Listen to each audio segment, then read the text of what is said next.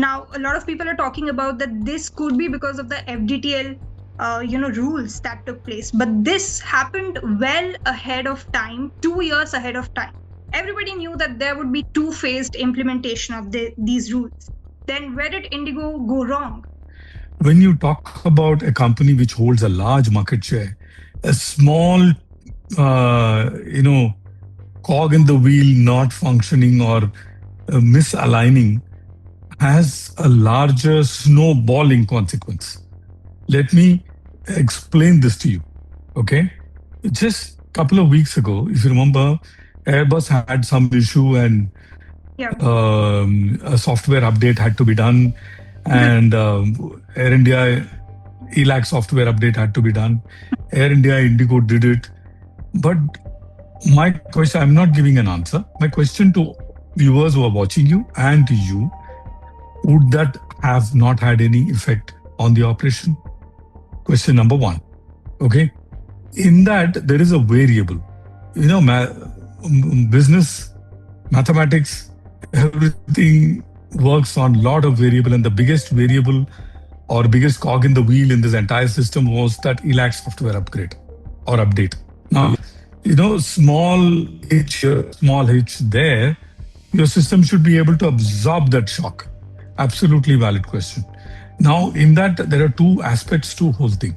From the time a girl or a boy finishes NEET, joins the MBBS training, to the time he or she comes out of as a full-fledged doctor, is 5 years. For a captain, on an average, is 7 years. 6 years if he or she is really smart. So it takes a while to, and the captains don't. You don't have ready-made captains available in India.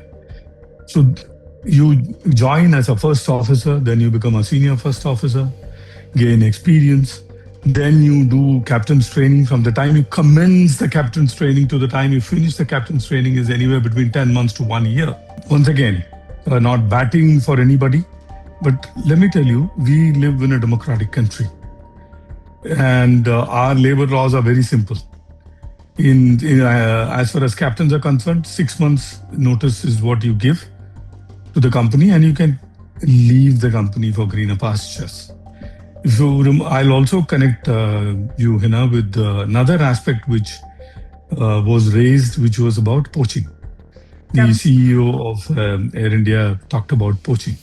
Why did he mention about poaching or tell Indian polity with so much great concern? Is because many airlines in the world are expanding very rapidly, and they are paying amounts which is like 3 times that of what a pilot gets in hand. I'm talking about in hand. All right. In India, we have large amount of taxes. Therefore, what a pilot gets in hand is just 2/3 of what he earns.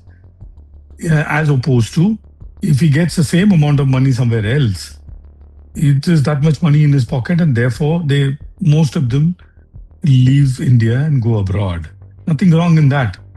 The issue is that this is one variable that you cannot design it in your system to take that kind of a shock.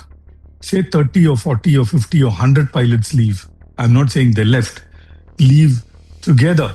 Then what happens to the company? A company needs to run, and the company is the backbone of Indian aviation today because they are 65% share. So I'm not at all playing the word devil's advocate is a wrong term to use. I'm not at all playing that. I'm showing the world, the mirror, the fact, how you want to interpret it, how you want to glean, intelligence out of the information